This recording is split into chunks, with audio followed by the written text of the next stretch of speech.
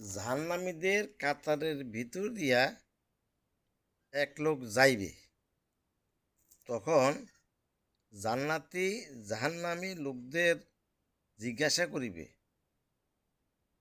জান্নাতি কাতার এক ব্যক্তির দৃষ্টি কাতারের কোনো এক ব্যক্তির উপর পড়িবে, তখন সে তাকে স্মরণ করাইবে যে, আমি দুনিয়াতে তোমার উপর অমুক এহসান করিয়াছি। ইহা শুনিয়া ওই জান্নাতি ব্যক্তি তাহার হাত ধরিয়া আল্লাহ তাআলার নিকট আরজ করিবে, হে আল্লাহ, আমার প্রতি এই ব্যক্তির অমুক এহসান রহিয়াছে। আল্লাহ পাকের পক্ষ হইতে এরশাদ হইবে, আল্লাহ তাআলার রহমতের উসিলায় তাকে জান্নাতে দাখিল করিবে। আরেক হাদিসে আসছে, গরিবদের সহিত বেশি বেশি সম্পর্ক রাখো এবং তাদের উপর অধিক পরিমাণে অনুগ্রহ ও এহসান করো, কেননা তাহাদের নিকট বড় সম্পদ রহিয়াছে।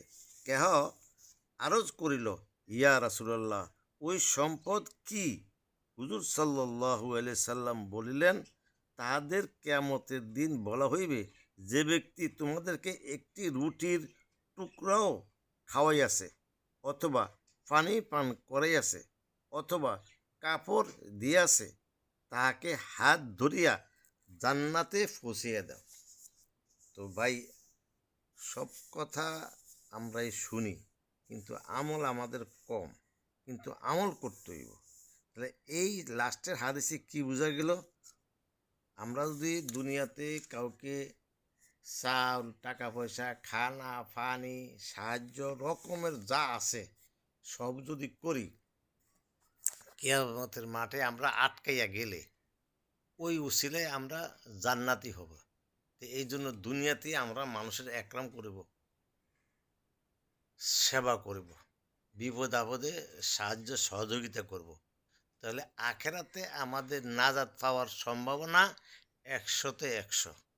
এই জন্য আশা করি সবাই গরিব দুঃখী অসহায়ের সাহায্য করতে চেষ্টা করবেন, আল্লাহর কাছে নাজাত পাইয়াই যাইবেন।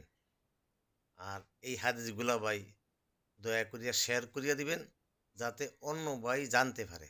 আর আপনি যে শুনতেছেন, আপনি মনে মনে কইবেন, আল্লাহ আমাকে এই হাদিসগুলা আমল করার তৌফিক দান করো।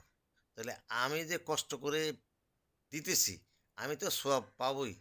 আপনিও শুনিয়া যদি আমল করেন, অপর ভাইকে পৌঁছিয়ে দেন, আপনিও সেই সওয়াব পাবেন।